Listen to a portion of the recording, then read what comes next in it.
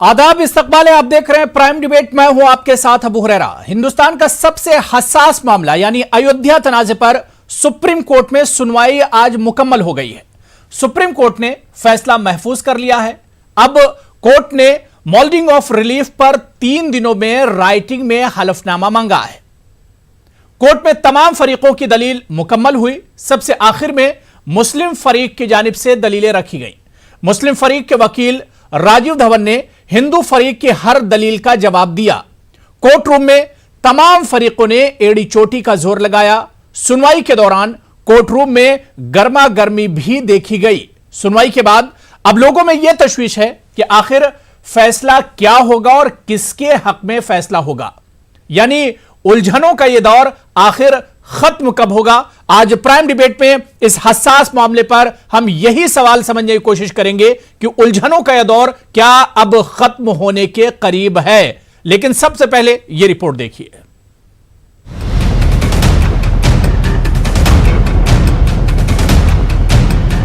अयोध्या मामले में पूरे मुल्क की निगाहें सुप्रीम कोर्ट के फैसले पर मरकूज थी। ताहम 40 दिन की समाअत की तकमील के बाद सुप्रीम कोर्ट ने अपना फैसला महफूज रख लिया। जजमेंट रिजर्व किया है। कोर्ट ने यह कहा है जो भी पार्टीज को अपने रिटर्न सबमिशंस देने हैं वो 3 दिन के अंदर अपने रिटर्न सबमिशंस दे सकते हैं मोल्डिंग ऑफ द रिलीफ पे। और कोर्ट ने सारी पार्टीज को हेयर करने के बाद आज इस मामले में अपना फैसला सुरक्षित रखा है। और सुप्रीम कोर्ट में जस्टिस रंजन गोगोई 17 नवंबर को रिटायर कर रहे हैं, तो हमें पूरी उम्मीद है उससे पहले कभी भी फैसला डिलीवरी ऑफ जजमेंट होगा। It is one of the most important cases for the future of India, for secularism, for democracy, for constitutional guarantees, for dignity of courts.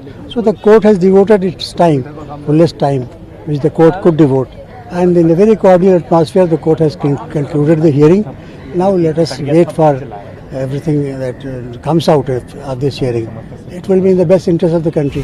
5 जजों के आईनी बेंच ने जमीन तनाज़े से जुड़े सभी फरीकों को 3 दिन के अंदर मोल्डिंग ऑफ रिलीफ पर तहरीरी जवाब दाखिल करने को कहा है। हिंदू महासभा के वकील वरुण सिन्हा ने बताया कि आईनी बेंच ने वाजे कर दिया है कि फैसला 23 दिनों के अंदर आएगा। आईनी बेंच की सदारत कर रहे चीफ जस्टिस रंजन गोगोई 17 नवंबर को सुबुकदोश होंगे। Bureau report, news 18 Urdu. तो हिंदुस्तान का सबसे हसास मामला और जिस पर लोगों की आज एक तरह से निगाहें टिकी हुई थी सुप्रीम कोर्ट पर कि आखिरी दिन की सुनवाई है। आखिर इस आखिरी दिन की सुनवाई में क्या कुछ होगा, क्या कुछ इशारे मिलेंगे। लोग इस चीज को लेकर भी अब तशवीश में है कि आने वाले 15-20 दिन या 1 महीने में जब भी इस हसास मामले पर फैसला आएगा तो आखिर फैसला होगा क्या, फैसला किसके हक में होगा या फैसला किसके अगेंस्ट जाएगा। यह सुप्रीम कोर्ट, क्योंकि बहुत हसास मामला है, मुल्क का एक दैरीना यह मसला है। तकरीबन 150 सालों से इस मामले पर यह मामला एक तरह से लटका हुआ है और बहुत पेचीदा मसला है। इसमें आखिर फैसला क्या कुछ निकल कर आएगा। और जिस तरह से दोनों फरीक इस चीज पर भी, चाहे हिंदू हो या मुसलमान, इस बात पर भी जोर देते रहे कि अमन को सामने रखा जाए, मंदिर मस्जिद को बाद रखा जाए। क्या सुप्रीम कोर्ट की नजर इस मामले पर भी होगी कि ना कोई हारे ना कोई जीते? क्या इस तरह का भी फैसला आ सकता है? सबके जहनों में यही चल रहा है कि आखिर जो फैसला सुप्रीम कोर्ट की तरफ से आएगा वो फैसला आखिर होगा क्या। आज इसी को हम समझने की कोशिश करेंगे प्राइम डिबेट में। कुछ खास मेहमान भी मेरे साथ जुड़ेंगे। इस वक्त लखनऊ से मेरे साथ बहुत खास मेहमान एमएच खान साहब, पॉलिटिकल एनालिस्ट हैं, सियासी तज्जिया निगार हैं, वो इस वक्त मेरे साथ इस डिबेट का हिस्सा हैं, जुड़े हुए हैं। इनके अलावा प्रिया शर्मा जी एडवोकेट हैं सुप्रीम कोर्ट की, वो भी मेरे साथ जुड़ी हुई है। यति नरसिंहानंद सरस्वती जी, वो भी मेरे साथ इस डिबेट का हिस्सा है, हिंदू धर्मगुरु हैं, वो भी मेरे साथ इस डिबेट में जुड़ गए। अपने तीनों मेहमानों का बहुत इस्तकबाल और वेलकम है न्यूज़ 18 उर्दू में। मैं सबसे पहले प्रिया शर्मा जी आपसे ही शुरुआत करना चाहूंगा कि एक लंबा इंतजार, एक लंबी बहस चली, एक लंबा इंतजार, सुप्रीम कोर्ट, हाई कोर्ट, फिर सुप्रीम कोर्ट, और आज वो वक्त आ गया प्रिया शर्मा जी जब सुनवाई कम से कम मुकम्मल हो गई है और अब सिर्फ इंतजार फैसले का है।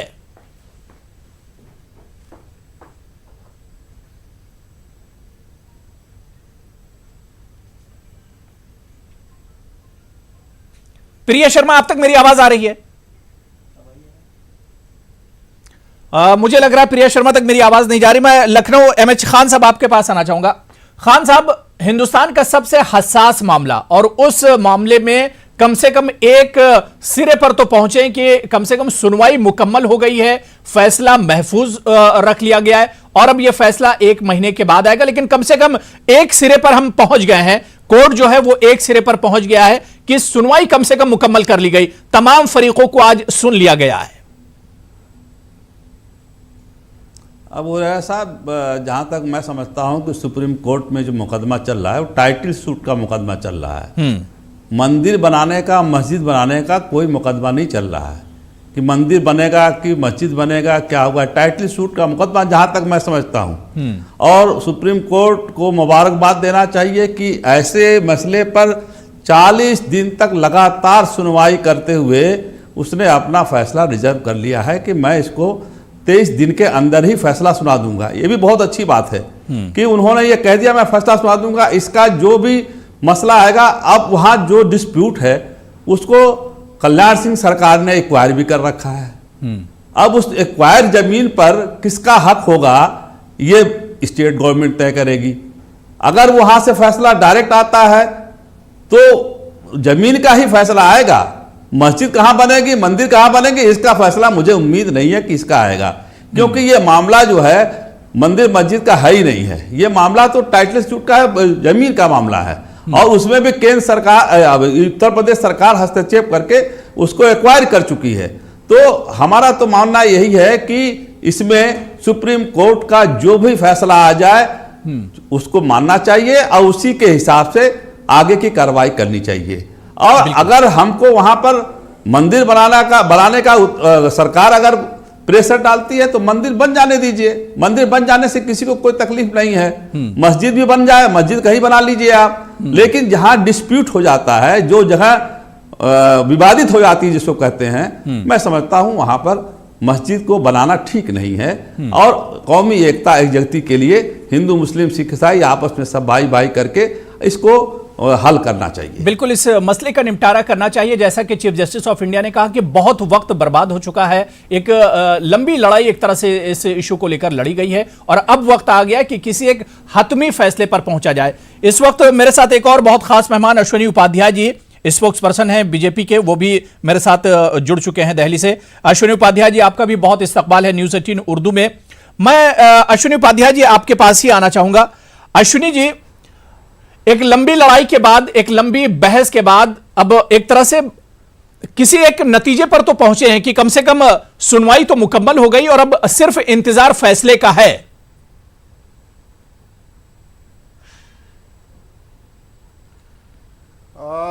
अबू हुरैरा जी, आज आप मुझे चाहते हैं भारतीय जनता पार्टी के प्रवक्ता के नाते सुनना चाहते हैं या सिया वक्फ बोर्ड के वकील के नाते सुनना चाहते हैं? क्योंकि सिया वक्फ बोर्ड इसमें पार्टी थी, मैं उसका वकील भी हूं।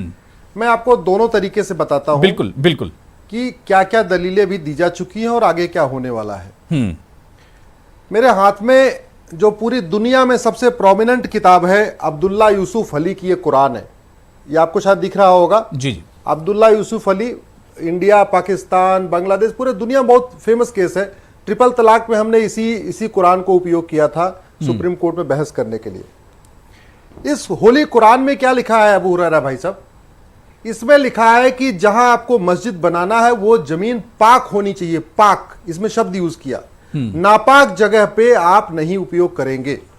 और बाद में एक हदीस में भी जिक्र आया है कि प्रॉफेट मोहम्मद को मदीना में एक मस्जिद बनाना था, वो जा रहे थे, उन्होंने काफी दूर बोला ये जगह काफी खाली है कि यहाँ मस्जिद बनाते हैं। उन्होंने लोगों से पूछा कि भाई यहाँ ये बताओ ये जमीन किसकी है? तो लोगों ने कहा जी ये 2 बच्चे हैं, वो अनाथ हो गए, उनके माँ बाप है नहीं, ये उनकी जमीन है।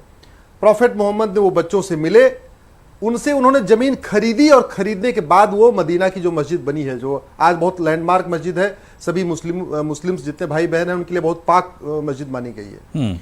इसी कुरान में लिखा हुआ है कि किसी के धार्मिक स्थान को तोड़ के कोई मस्जिद नहीं बनेगी, वो मस्जिद नापाक होगी, उस मस्जिद में नमाज कबूल नहीं होगी।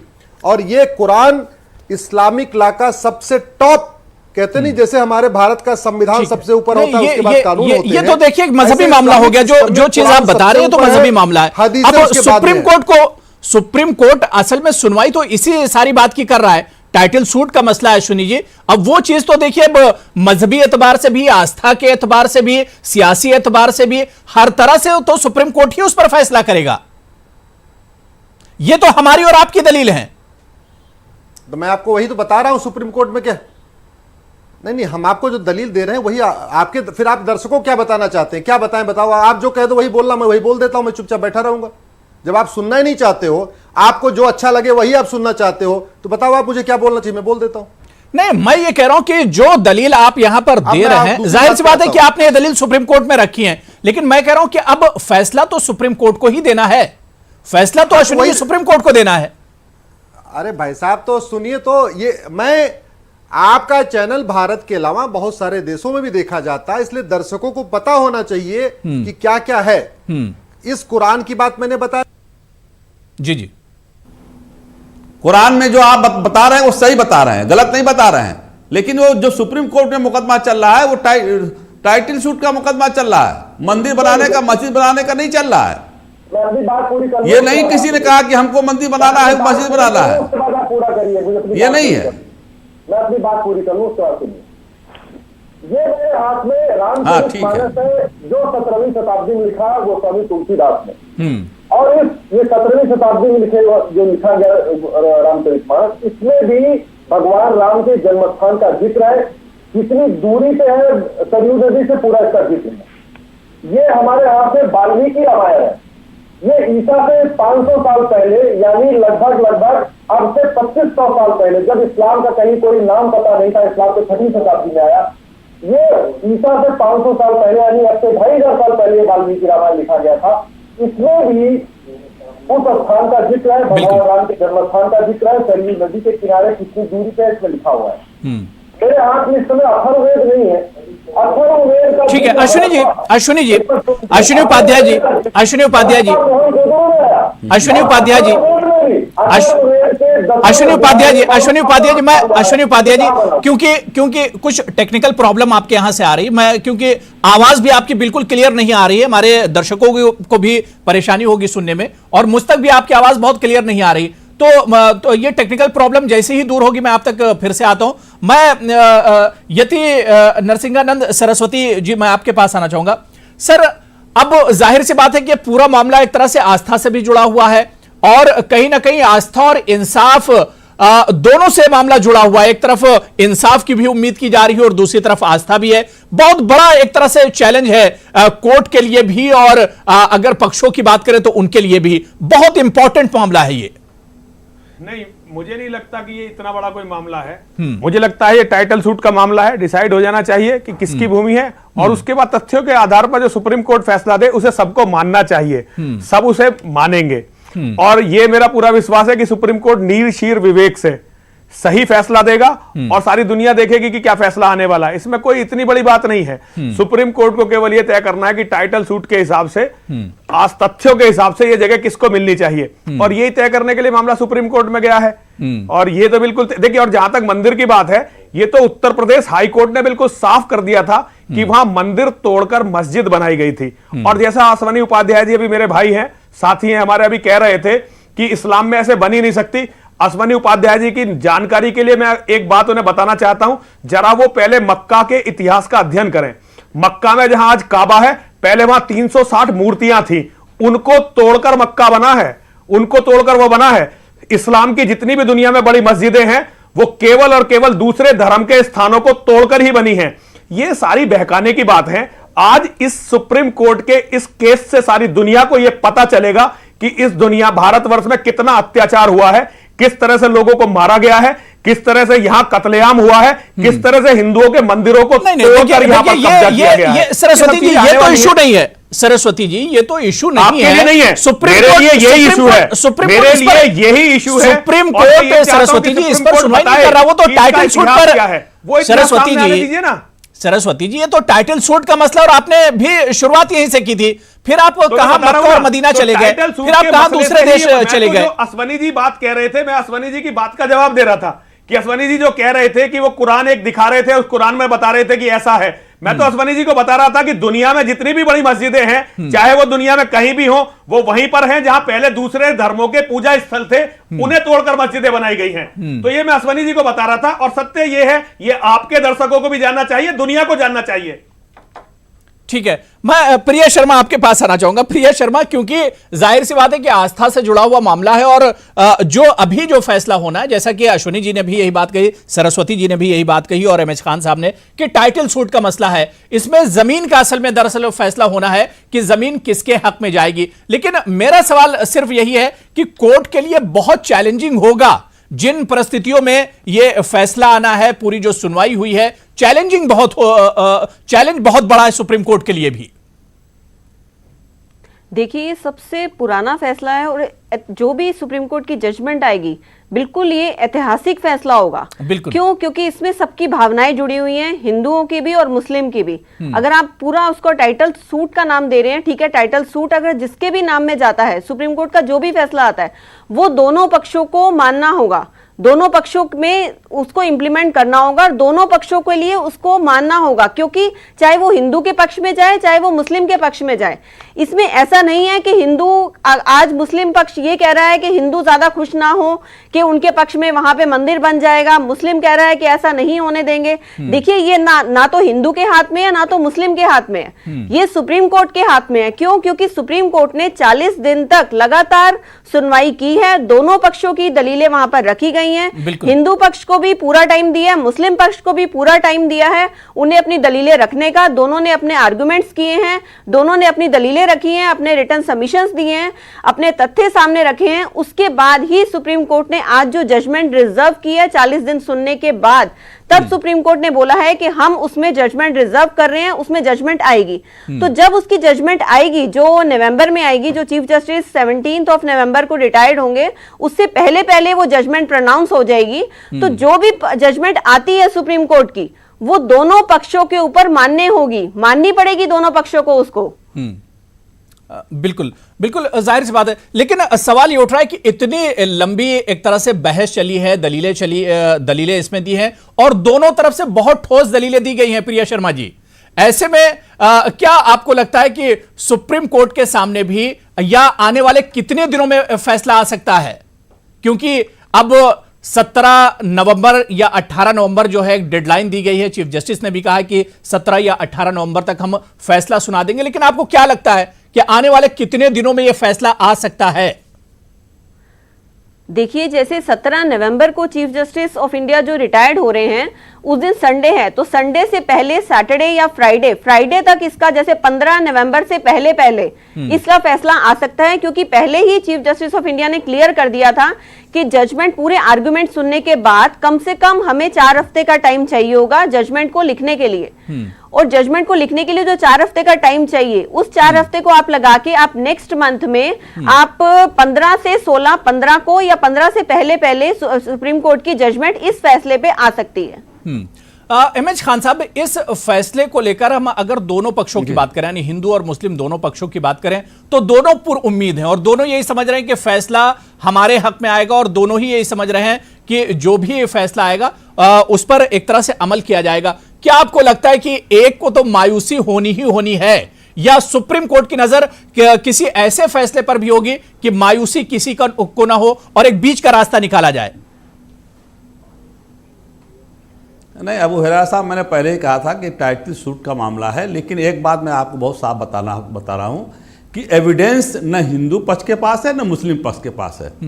एविडेंस किसी के पास नहीं है कि कौन मालिक है कौन नहीं मालिक है। ये वकील साहब भी जानती होंगी, इनको पता होगा, एविडेंस किसी के पास नहीं है। अब सुप्रीम कोर्ट को फैसला करना है। ये ऐसा मामला है कि इसमें लोगों ने राजनीति किया, हिंदू मुसलमान कर दिया, भाईचारे का कहीं कोई मकसद नहीं आया। एक कमेटी बन गई, समझौते वाली कमेटी, उसमें समझौता नहीं हो पाया, मुस्लिम तैयार नहीं, हिंदू तैयार नहीं। तो सुप्रीम कोर्ट को तो बहुत ही सोच समझ के फैसला करना है कि हिंदुस्तान के आइन के हिसाब से वो फैसला करें जिससे यहाँ अमन चैन कायम रह सके। जैसा कि बताया आपने टेक्निकल मामला कि इनके पास ना हिंदू के पास एविडेंस है और ना मुसलमानों के पास एविडेंस है। जब एविडेंस ही नहीं है तो फैसला किस चीज पर करा जाएगा? आस्था के ऊपर फैसला होना है, जज्बात के ऊपर फैसला होना है, कि रिकॉर्ड के ऊपर फैसला होना है, कि किसी और मसले पर फैसला होना है, यह तो सुप्रीम कोर्ट ही तय करेगा। लेकिन जहां तक मुझे जानकारी है वो यही जानकारी है कि किसी के पास एविडेंस नहीं है जमीन का, कि किसके पास नहीं है। और इसको कुछ जमीनों को उत्तर प्रदेश सरकार ने एक्वायर भी कर लिया है। तो जब एक्वायर कर लिया तो वो जमीन हस्तांतरित होगी उत्तर प्रदेश सरकार को। उत्तर प्रदेश सरकार फिर फैसला करेगी। नहीं, अश्विनी जी दोबारा से हमारे साथ जुड़ गए। ये हमारे जी खान साहब, अश्विनी जी दोबारा से जुड़ गए और आपकी बात पर एतराज भी कर रहे हैं। अश्विनी उपाध्याय जी, क्योंकि आपकी बात पहले मुकम्मल नहीं हुई थी, कोई टेक्निकल प्रॉब्लम आ गया था। अश्विनी उपाध्याय जी, क्या वाकई में आपको लगता है कि जो एविडेंस, वाकई में जो सबूत होने चाहिए वो दोनों पक्षों के पास नहीं है? नहीं, ये बिल्कुल गलत बयानी है। दोनों पक्षों के पास सबूत है, किसी के पास कम है, किसी के पास ज्यादा है। और सबूत केवल 19वीं शताब्दी में नहीं, 18वीं शताब्दी का भी सबूत है। सुन तो लीजिए भाई साहब, सुन लीजिए। एक राष्ट्रीय चैनल पे बैठ के सुप्रीम कोर्ट, मुझे नहीं लगता आपने एक भी दिन आके बहस सुना होगा, एक भी दिन आप अंदर आए होंगे और सीधे सीधे यहाँ बाहर आके, अरे भाई आप वकील हैं तो उसका मतलब थोड़ी कि सब कुछ आप ही जानते हैं और कुछ जानता ही नहीं है। हमें नहीं पता भाई, आप बहस कर चुके हैं ना वहां पर। नहीं, सुन लीजिए, आप 40 दिन में मैंने आप बहस कर सकते हैं वहां पर। यहाँ पे आप कुरान को दिखा रहे हैं, कुरान से क्या लेना देना यहाँ जज्बाती बात कर रहे हैं। क्या मतलब है जज्बाती बात करने का? कुरान जो कह रहा है, हदीस जो कह रही है, उसको आपको लाने की क्या जरूरत है? जो दलील जो क्वेश्चन किया जा रहा है उस पर बात करिए ना आप जी। आप तो दाएं बाएं घुमा रहे हैं, डिबेट से दाएं बाएं भाग रहे हैं आप। नहीं, ठीक है अश्विनी जी जवाब दे रहे हैं। जी, ऐसे डिबेट नहीं हो पाएगी। नहीं, ठीक है अश्विनी जी, बोलिए अश्विनी जी। नहीं, अब डिबेट में तो अश्विनी जी देखिए सवाल भी उठेंगे। अश्विनी जी, सवालों से भागा नहीं जाता है और आप तो बहुत अच्छे डिबेटर हैं, लगातार मेरे साथ जुड़ते रहते हैं। पक्षों के पास था एविडेंस, दोनों पक्षों के पास था। दोनों पक्षों ने अपने अपने एविडेंस दिए। जब वहां पे नमाज पढ़ी गई है उसका सबूत सुन्नी वक्फ बोर्ड ने दिया। और सबसे जो पुरानी जो गवाहों का बयान है वो त्रिपाठी जी का है, 1835 का। 1835 में वो 14 साल के थे जब अपने पिता के साथ वहां गए थे दर्शन करने। उनका भी बयान दर्ज है। ये कह रहे कोई बयान ही नहीं है, क्या बात कर रहे हैं? सबसे बड़ा एक एविडेंस बना उसमें बाबरनामा। बाबरनामा एक ऐसी चीज है कि बाबर ने क्या क्या किया हुआ है, वो बाबर जितने बड़े काम है वो बाबरनामा में दर्ज है। अरे भाई साहब, एविडेंस इसी को बोलते हैं। सुन तो लीजिए ना आप, आज सुन तो लीजिए ना। इसको नहीं बोलते। मैंने आपको एक भी दिन नहीं देखा सुप्रीम कोर्ट के अंदर, और बाहर आप झूठ फैला रहे हैं कि, और आप झूठ बोल रहे हैं कि हमने जो कोई एविडेंस किसी के पास नहीं है। झूठ तो आप बता रहा हूं, सुनिए। झूठ तो आप सुनिए, एविडेंस क्या होता है मुझे पता है। सुप्रीम कोर्ट का फैसला आने दीजिए ना, क्यों परेशान हो रहे हैं? वहां पे बाबरनामा रखा गया कोर्ट में। बाबरनामा में उस मस्जिद का कोई जिक्र नहीं है। वहां पे कुरान रखा गया। कुरान के द्वारा यह प्रूव करने की कोशिश की गई कि यह नापाक है, ये इसको मस्जिद नहीं कहा जा सकता, यह नापाक थी। वहां पे हदीसें रखी गई। वहां पे वाल्मीकि रामायण रखा गया। वहां पे ऋग्वेद रखा गया, अथर्ववेद रखा गया, रामचरितमानस रखा गया। और लगभग 200 लोगों के बयान जो जिनकी गवाही हुई थी, उसमें 1835 से लेके 1990 तक, 1990 यानी 150, लगभग 125-150 साल के बीच में जिन उसमें मुस्लिम पक्ष के लोग भी गए थे जो वहां नमाज पढ़ते थे, और हिंदू पक्ष के लोग भी थे जो वहां पे बाकायदा पूजा अर्चना करने जाते थे। ये सब दलीलें रखी जा चुकी हैं। और सबसे बड़ा जो उसमें एविडेंस है, लगभग 15 ऐसे राइटर्स की बुक रखी गई जो अमेरिका के हैं, जो चाइना के हैं, उसमें एक जर्मन भी है। ऐसे लोग जो वहां पे एज ए विजिटर आए थे, उसमें एक 16वीं शताब्दी में आए थे अमेरिका से, एक चाइना से आए थे 1750 में आए थे। उन सबका जिक्र है उसमें रखा गया। जाहिर सी बात है अश्विनी जी, देखिए दलील तो सारे पक्षों ने रखी और बहुत मजबूत दलीलें सबकी तरफ से रखी गई। इस बात को तो आप भी मानते हैं। और अब जाहिर सी बात है कि आखिरी फैसला सुप्रीम कोर्ट को ही करना है। सुप्रीम कोर्ट को ही आखिरी फैसला करना है। इस बीच मेरे साथ बहुत खास मेहमान कमाल आर खान साहब, बॉलीवुड एक्टर हैं, मारूफ अदाकार हैं, वो भी मेरे साथ फोन लाइन पर जुड़े हुए हैं। कमाल आर खान साहब, न्यूज 18 उर्दू में आपका बहुत इस्तकबाल करते हैं। कमाल साहब, हिंदुस्तान की तारीख का सबसे सेंसिटिव जो इशू है आज उस पर जो हियरिंग थी सुप्रीम कोर्ट में वो कंप्लीट कर ली गई है। मैं आपका रिएक्शन जानना चाहता हूं। मुझे आपकी आवाज नहीं आई। जो हियरिंग थी उसका क्या कह रहे हैं? हियरिंग कंप्लीट हो गई। मैं सिर्फ रिएक्शन सुनना चाहता हूं क्योंकि यह हमारे मुल्क का सबसे ज्यादा सेंसिटिव इशू है। देखिए, हियरिंग तो बहुत सालों से चल रही है। मुझे नहीं लगता कि इस बात से कोई लेना देना है ही मंदिर और मस्जिद का। मुझे इतना पता है कि मेरे ख्याल में अब जो लग रहा है जैसे धारा 144 वहां लगा दी गई है, तो मुझे ऐसा लगता है कि गवर्नमेंट को अब वहां मस्जिद वगैरह नहीं माननी है और वहां मंदिर बनाना है। तो मंदिर बनाना है, इसका मतलब मंदिर बन के रहेगा, उसको कोई रोक नहीं सकता। अब जब रोक नहीं सकता कोई, तो फिर उसको शांति से बनने देना चाहिए मेरे ख्याल में।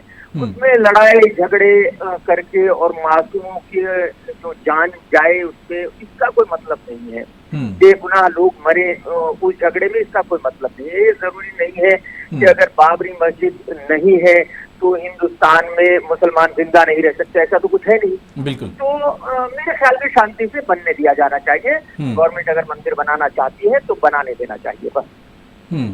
लेकिन कमाल साहब, अब दोनों पक्ष यही कह रहे हैं कि भाई आस्था से जुड़ा हुआ मामला है, दोनों के मजहब से जुड़ा हुआ यह मामला है। क्या आपको लगता है कि इतनी आसानी से कोई भी पक्ष इसके लिए तैयार हो जाएगा कमाल साहब?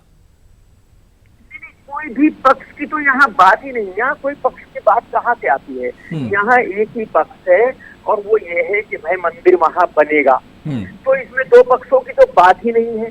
अब सीधी सी एक ही बात है कि भाई मंदिर को आप शांति से बनना देना चाहते हो या दंगे फसाद होने के बाद बनने देना चाहते हो। मंदिर तो बनेगा ना, उसको कोई रोक सकता है क्या? कोई हिंदुस्तान में एक ऐसा आदमी खड़ा होके, दुनिया में कोई एक आदमी खड़ा होके मुझे बताए कि नहीं मैं रोक दूंगा? ऐसा तो हो नहीं सकता ना।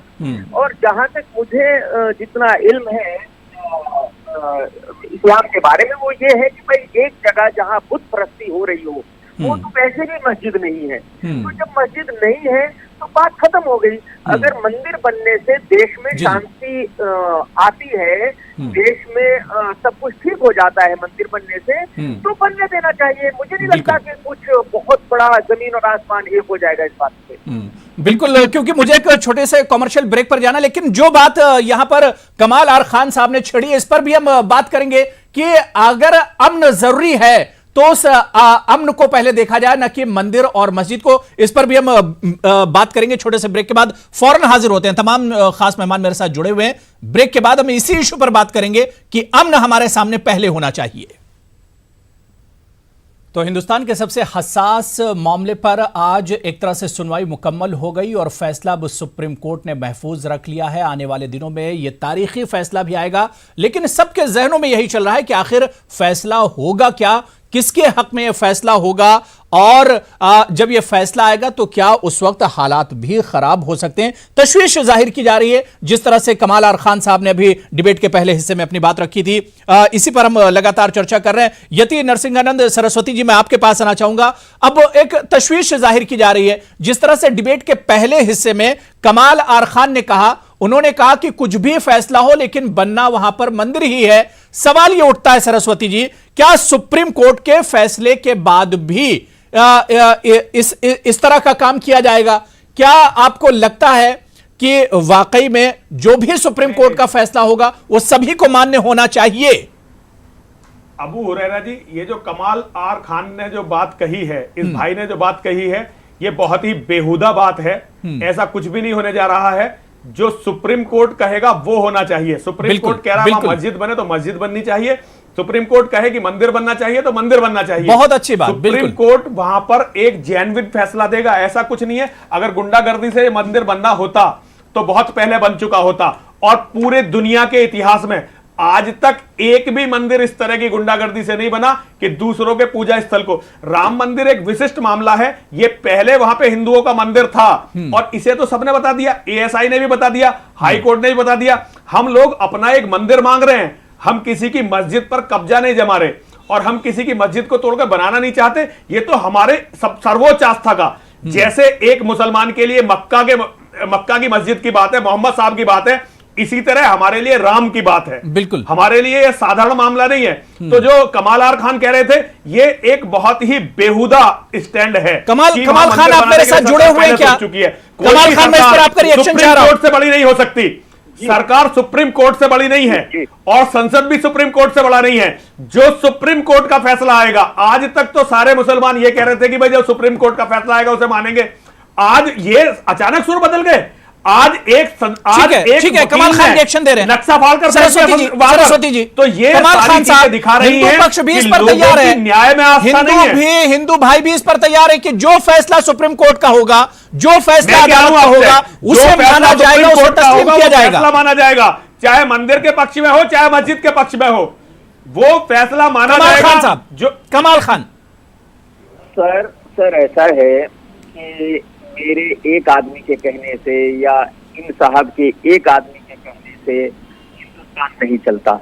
हकीकत जो है वो यही है कि वहाँ मंदिर ही बनेगा, और मेरे हिसाब से, मेरे ख्याल में, जो मेरा अपना पर्सनल विचार मैं कह रहा हूँ, मुसलमानों के लिए ये एक बहुत बड़ी बात होगी, मुसलमानों की एक तरह से जीत ही होगी कि मुसलमानों को पता है कि मंदिर तो बनना है, तो मुसलमानों को केस विड्रॉ कर लेना चाहिए, मुसलमानों को हिंदुओं को कह देना चाहिए कि मुसलमानों को केस इसलिए विड्रॉ नहीं करना चाहिए कि वहां मंदिर बनना है, मुसलमानों को केस इसलिए विड्रॉ करना चाहिए कि वहां मंदिर तोड़कर मस्जिद बनाई गई थी।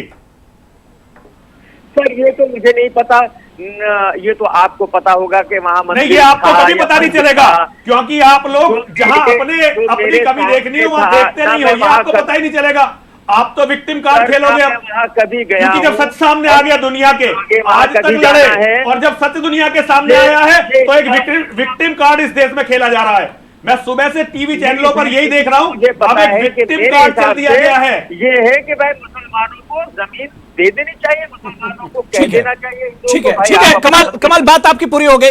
मैं कासिम रसूल इलियास साहब भी हमारे साथ जुड़ गए, मुस्लिम पर्सनल लॉ बोर्ड के मेंबर हैं, वो भी हमारे साथ जुड़े हैं। कासिम रसूल इलियास साहब, जो बात कमाल खान ने कही है, या जो बात सरस्वती जी कह रहे हैं, क्या आपको लगता है कि जो सुप्रीम कोर्ट का फैसला होगा वही फैसला एक तरह से तस्लीम किया जाएगा और उसी फैसले को तस्लीम किया जाना चाहिए, उसके बाद फिर कोई आनाकानी नहीं होनी चाहिए? और जिस तरह से कमाल कह रहे थे कि फैसला कुछ भी हो लेकिन बनेगा मंदिर, क्या आपको नहीं लगता है कि यह बात बिल्कुल सिरे से ही खारिज की जानी चाहिए?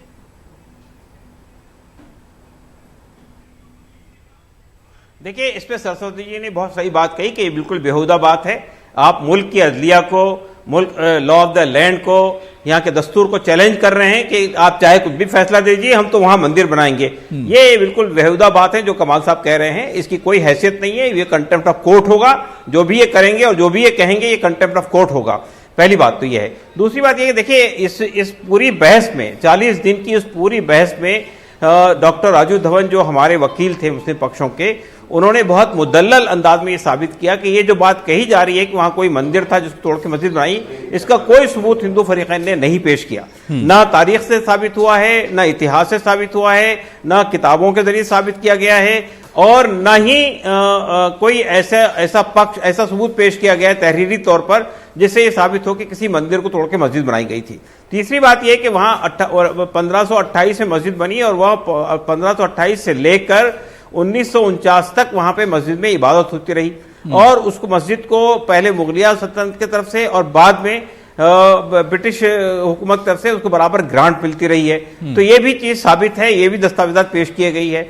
और इसके साथ साथ ये बात कि 1989 से पहले ये बात कि यही राम जन्मभूमि है और यहीं पर राम पैदा हुए थे, ये आस्था का इशू है, ये पहली बार 1989 में पेश की गई है। उससे पहले तक कहीं ये बात पेश नहीं की गई थी। आपको मालूम होना चाहिए कि 1949 तक के बाहर जो चबूतरा था जिसपे निर्मोही अखाड़ा की मूर्तियां रखी हुई थी, उसके बारे में ये कहा जाता था कि ये वो जगह है जहां राम पैदा हुए थे, और 1855 से पहले उस जगह पर भी कोई सबूत नहीं था। तो सवाल ये पैदा होता है कि आस्था बेबुनियाद नहीं होती है। हमारे वकील ने ये बात कही है कि आस्था की कोई ना कोई बुनियाद होती है, वो बुनियाद पेश की जाए।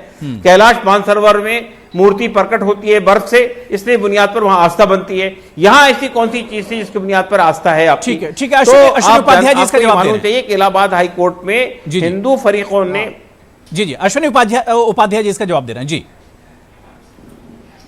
हाँ, देखिए, पहली बात तो मैं भारतीय जनता पार्टी के प्रवक्ता के नाते बता रहा हूं और एक हिंदू होने के नाते बता रहा हूं, 17वीं शताब्दी का यह रामचरितमानस लाल रंग से मेरे हाथ में है, गोस्वामी तुलसीदास के द्वारा लिखा हुआ है। इसमें बिल्कुल स्पष्ट लिखा हुआ है कि सरयू नदी से कितनी दूर पे वो मंदिर बना और कैसे उस मंदिर को कैसे तोड़ा गया, ये सब इसमें जिक्र है।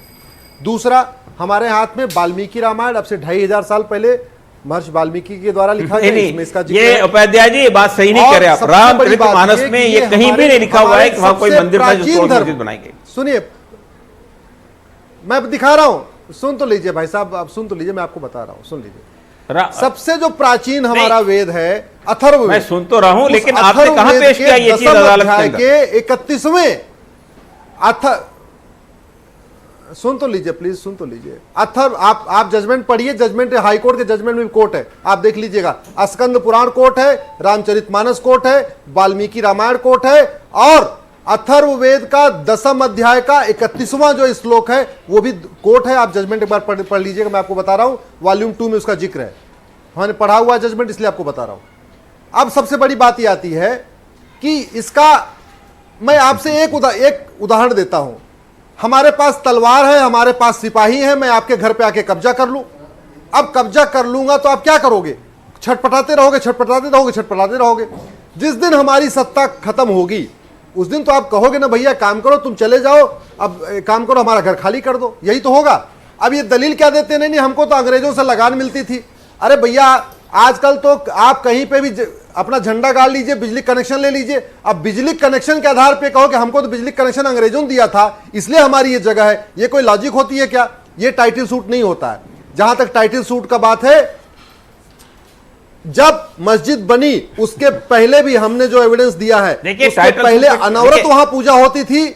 जब वो मस्जिद बन गई उसके बावजूद वहां पूजा, सुन लीजिए प्लीज, डिस्टर्ब मत करिए। जब वो मस्जिद बनी उस दौरान भी पूजा होती थी। अंग्रेजों के जमाने में पूजा होती थी। अंग्रेजों के जमाने में एक बार बहुत बड़ा दंगा हुआ, 300-400 लोग मारे गए, तो अंग्रेजों ने वहां बैरिकेटिंग लगा दिया, लेकिन बैरिकेटिंग के बावजूद पूजा होती थी। और आजाद भारत में भी पूजा होती थी। 1992 में जब ढांचा गिर गया उसके बावजूद भी पूजा होती थी। तो जहां तक एक डॉक्ट्रिन है लीगल, जिसको लीगल टर्म बोलते हैं, विदाउट एनी इंटरफेरेंस कंटिन्यू हमारा वहां पे राइट बना हुआ था। न वो पहले कभी खत्म हुआ, कासिम रसूल साहब बहुत जल्दी अपना रिएक्शन दे दीजिए। कंटिन्यू पूजा हो रही थी। जहां तक एक मिनट अपनी बात पूरी कर रहा हूं। ठीक है, मुझे ये बताइए, एक मिनट मैं अपनी बात पूरी कर रहा हूं।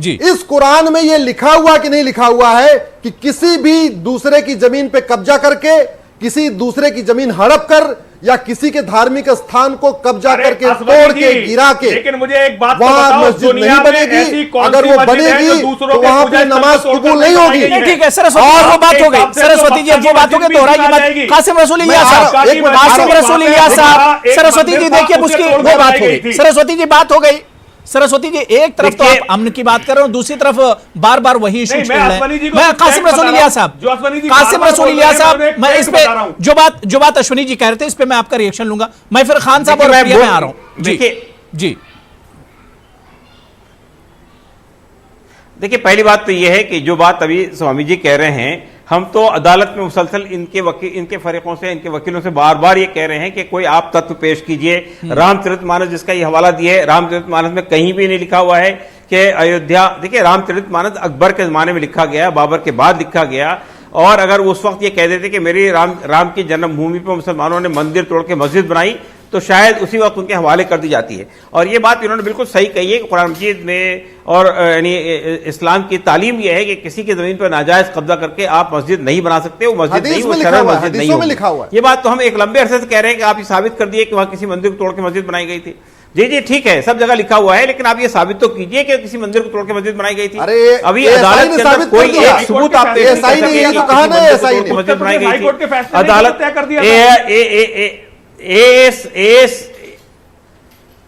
देखिए, एएसआई ने भी ये नहीं कहा किसी मंदिर को तोड़ के मस्जिद बनाई गई थी। हमारे पास एएसआई की रिपोर्ट पूरी मौजूद है, हमने पढ़ा है इसको, और कोर्ट में भी ये सवाल बार बार किया गया है। एएसआई ने भी जो जितनी खुदाई की गई उसमें कहीं ये साबित किया किसी मंदिर को तोड़ के मस्जिद बनाई गई थी, और एएसआई नीचे से भी कोई स्ट्रक्चर बरामद करने में नाकाम रहा है।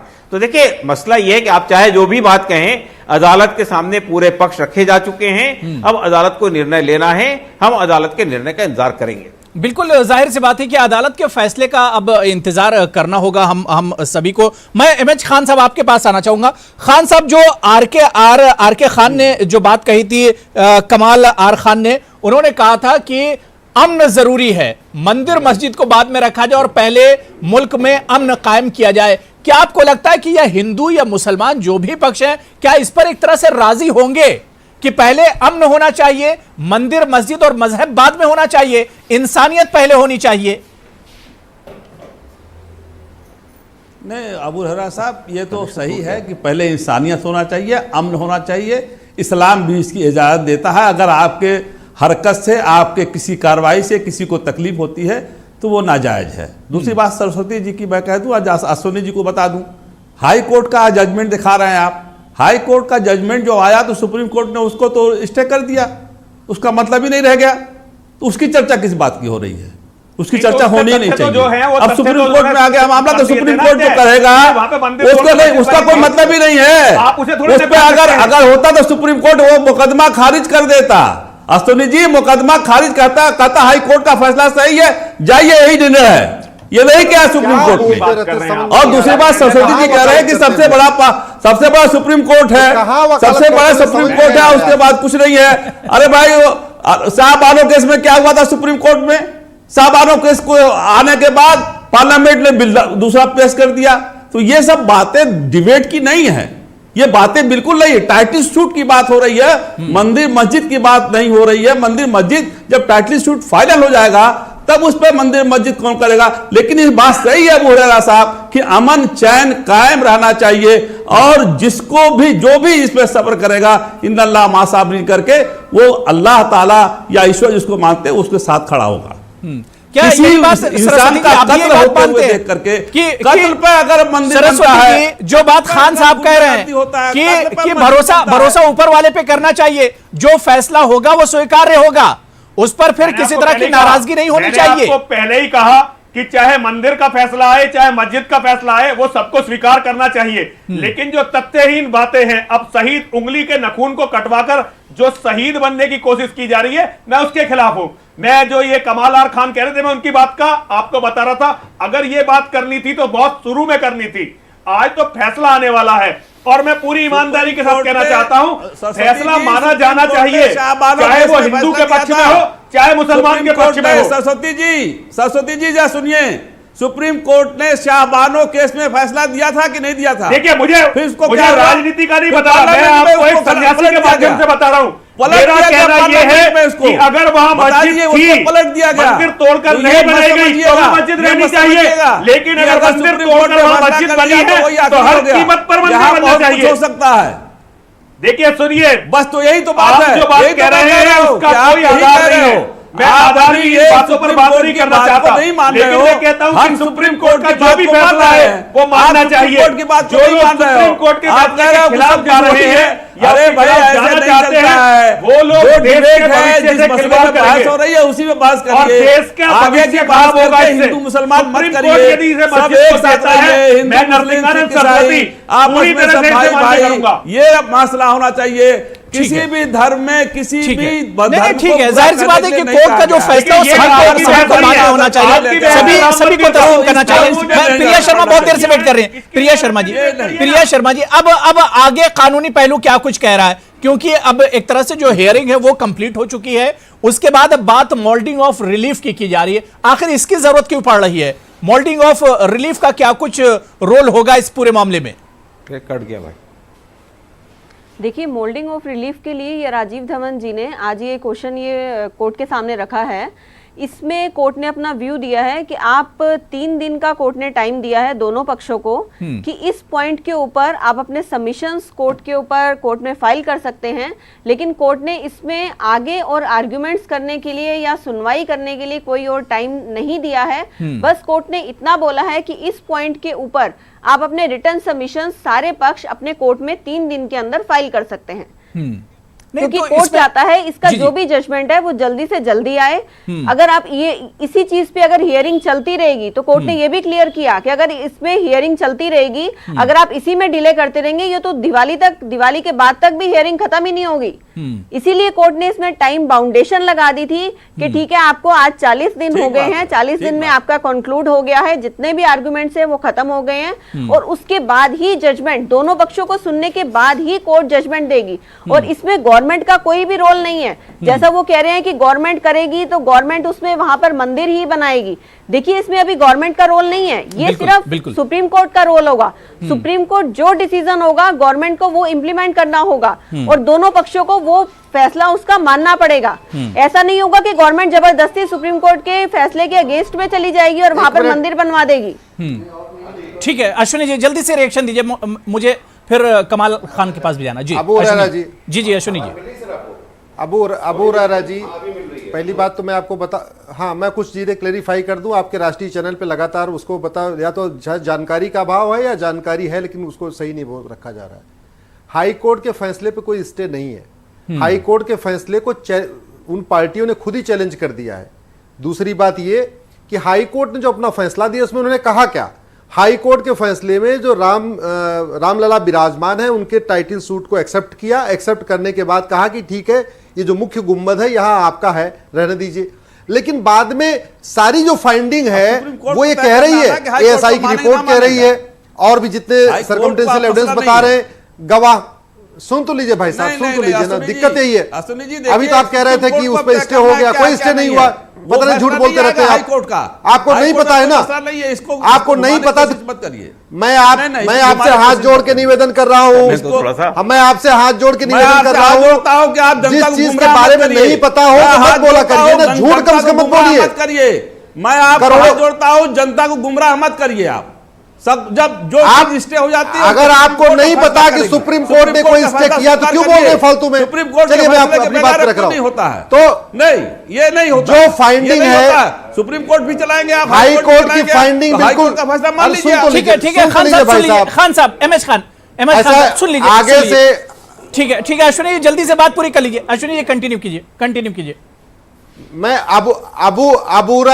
अबू हुरैरा जी, 4,500 पेज का जजमेंट है हाई कोर्ट का, इतने मोटे मोटे 3 वॉल्यूम में वो जजमेंट है, मैंने उसको पढ़ा हुआ है। हाई कोर्ट ने क्या किया कि फाइंडिंग देना शुरू किया, लास्ट में कंक्लूड भी कर दिया कि हाँ यहां पूजा होती थी, यहां होती थी, इतने बीच में इतने दिन मस्जिद, इतने दिन यहां नमाज पढ़ी गई, पहले वीकली नमाज होती थी, बाद में वीकली नमाज बंद हो गई, केवल फ्राइडे की जुमा की नमाज होती थी, सारी कंक्लूजन किया। हिंदू लगातार करते थे, और उन्होंने ये मान भी लिया कि जी ये जगह रामलला विराजमान की है। लेकिन बाद में मुझे लगता कहीं न कहीं उसमें तीनों जजों में कहीं राय नहीं बन पाई, तो उन्होंने उसका बंटवारा कर दिया। यहां मेन चैलेंज रामलला विराजमान की तरफ से जो 92 ईयर ओल्ड 92 साल के जो के पराशरन साहब, कासिम रसूल इलियास साहब जो बात यहां पर चल रही है, जो इलाहाबाद हाईकोर्ट का जो फैसला आया था, क्या सुप्रीम कोर्ट की नजर उस फैसले पर भी होगी? 2010 का जो फैसला है, अरे उसी पे होगी, उसी के फैसले के मेरिट पे तो बात हो रही है, और हवा में थोड़ी बात होती है। नहीं तो सुप्रीम कोर्ट में जो भी मैटर चलता है, हाई कोर्ट के मैटर के बेस पे चलता है, तो मामला वहीं का वहीं रह जाएगा। 40 दिन सुनवाई किस बात की हुई साहब? नहीं, 40 दिन फिर किस बात की सुनवाई सुप्रीम कोर्ट ने किया? आप 40 दिन किस बात की सुनवाई किया सुप्रीम कोर्ट ने? आप जरा 20 सेकंड रुकिए। 40 दिन सुप्रीम कोर्ट ने ठीक है खान साहब, अश्विनी मैं दोनों को रोकना चाहूंगा। कासिम रसूल इलियास, कासिम रसूल इलियास साहब, आप तक मेरी आवाज आ रही है? छोड़िए, क्या है आप बकवास। ठीक है, प्रिया शर्मा, मैं ये कह रहा हूं, जो बात अश्विनी उपाध्याय जी कह रहे हैं, मैं चाह रहा हूं उसी को आगे बढ़ाए। क्या लगता है कि 2010 का जो हाईकोर्ट का जो फैसला था, इलाहाबाद हाईकोर्ट का, क्या सुप्रीम कोर्ट की नजर उस पर भी होगी और उसके तहत भी यह फैसला आ सकता है? देखिए, सबसे पहले जो 2010 का इलाहाबाद हाईकोर्ट की जजमेंट है, कोर्ट उसको भी अरे आप कंसीडर सुनना नहीं करेगा। चाहते तो कोर्ट बड़ी उसमें दिक्कत ये देखेगा है। कि उनकी क्या फाइंडिंग्स है, वो जरूर कोर्ट देखेगा सुप्रीम कोर्ट। लेकिन उसके बाद जो आर्ग्यूमेंट्स हुए हैं, जो दोनों पक्षों ने अभी आर्ग्यूमेंट्स किए हैं 40 दिन के अंदर जो सुप्रीम कोर्ट में दस्तावेज जो पेश किए ठीक बात हैं, उसको भी कंसीडर करेगा। ऐसा नहीं है कि सिर्फ जो इलाहाबाद हाईकोर्ट की जजमेंट है वही उठा के वही इंप्लीमेंट कर देगा। अश्विनी जी, अब अगर आप ऐसा बात करना पूरी कर होता लीजिए। तो फैसला पहले ही आ अश्विनी जाता। उपाध्याय जी, बात पूरी कर लीजिए। ठीक है, ठीक है। हाँ, वेरी गुड, वेरी गुड। देखिए, पहली बात तो मैं आपको बहुत बेसिक चीज बता दूं। सुप्रीम कोर्ट में बहुत बेसिक सा फंडा है। जो किसी भी हाई कोर्ट का फैसला होता है, जब उसको चैलेंज किया जाता है तो सुप्रीम कोर्ट यहां पे कोई नई लेफ्ट राइट चीज नहीं लेता है, ना तो किसी नई पार्टी को इंटर करने देता है। जो लोग हाई कोर्ट में पार्टी होते हैं वही लोग सुप्रीम कोर्ट में पार्टी होते हैं। नए लोगों को बहुत मुश्किल से, बहुत रेयर केसेस में जुड़ने देता है या निकलने देता है। दूसरी बात ये, जो दलीलें हाई कोर्ट में नहीं दी गई हैं उनको दोबारा दलील देने नहीं देता। ये बहुत बेसिक डॉक्ट्रिन है। और तीसरी बात ये कि सुप्रीम कोर्ट ये देखता है कि वहां पे फाइंडिंग क्या दी और जजमेंट क्या दिया। फाइंडिंग का मतलब कि जज क्या अल्टीमेटली उसमें से क्या निकाल के ले आए और उन्होंने फैसला क्या दिया। बिल्कुल। रामलला विराजमान की तरफ से हमारा जो पराशरन साहब ने आर्ग्यू किया वो ये कह रहे हैं कि जब आपने सारी फाइंडिंग दे दिया कि रामलला विराजमान की ये जगह है, तो आपने इसको बंटवारा क्यों किया? इसको आपने बंटवारा नहीं करना चाहिए। मैं कमाल खान, आप तक अगर मेरी आवाज जा रही है, हमारी जमीन है, आप क्या आखिर मैसेज देना चाहेंगे, क्या कुछ कहना चाहेंगे सारे पक्षों को, हिंदू मुसलमान सबको? क्या कुछ आप आखिर में हमारे चैनल के थ्रू कहना चाहेंगे कि जब ये फैसला आएगा उस वक्त के लिए क्या कुछ मैसेज आपका होगा? देखिए, पहले तो मैं ये बता दूं कि 500-400 साल पहले वहां क्या था ये तो किसी को नहीं पता। दूसरी बात, जो सब लोग कह रहे हैं, खुद ही कह रहे हैं यहाँ पे कि नहीं, जो सुप्रीम कोर्ट कहेगा वही होगा, ये सब लोग झूठ बोल रहे हैं। अगर सुप्रीम कोर्ट जो कहेगा वही होगा तो फिर मंदिर तो वहां नहीं था, वहां तो मस्जिद थी, तो मस्जिद को ढाया कैसे गया? सुप्रीम कोर्ट ने तो नहीं कहा था कि जाके मस्जिद को ढा दो।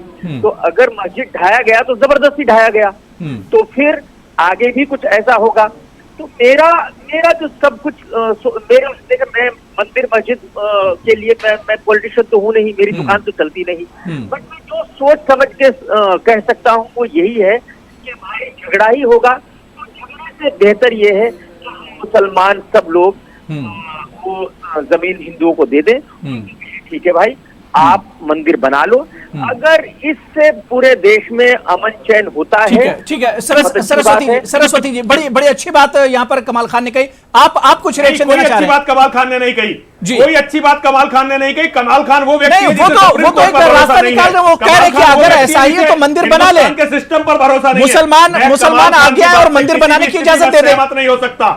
कमाल खान जैसे लोग केवल और केवल देश को बर्बाद करने की सोच रहे हैं, ये देश को झूठे तथ्यों पर लड़वाने की सोच रहे हैं। नहीं, सरस्वती जी जो बात वो कह रहे हैं, सुप्रीम कोर्ट मुसलमानों को आगे आना चाहिए, बड़ा दिल दिखाना चाहिए, मंदिर बनाने के लिए जमीन छोड़ देनी चाहिए। अच्छी बातें करता हुआ व्यक्ति दिखाई दे रहा है, ये कहीं ना कहीं अनारकी फैलाना चाहता है इस देश में। ये देश का विश्वास सुप्रीम कोर्ट का सिस्टम पे हटाना चाहता है। सरस्वती लोग हमेशा के लिए खतरनाक है। सरस्वती जी बात हो गई, सरस्वती जी बात हो गई। मतलब कुल सारे लोगों का इसी पर एक तरह से सारे लोग सहमत हैं, मुत्तफिक हैं कि सुप्रीम कोर्ट का जो फैसला होगा वही फैसला एक तरह से सबको तस्लीम होगा। सभी उस फैसले पर एक तरह से इत्तेफाक करेंगे, मुत्तफिक होंगे। बहुत बहुत शुक्रिया यति नरसिंहानंद सरस्वती जी मेरे साथ जुड़ने के लिए। प्रिया शर्मा आपका भी बहुत बहुत शुक्रिया। अश्विनी उपाध्याय जी, कासिम रसूल इलियास साहब, एमएच खान साहब और कमाल आर खान, सभी का बहुत बहुत शुक्रिया। जाहिर सी बात है कि सुप्रीम कोर्ट के इस अहम फैसले का इंतजार सभी को है और ऊंट किस करोड़ बैठता है यह भी देखना बहुत अहम और बहुत दिलचस्प होगा। बहुत बहुत शुक्रिया। आदाब।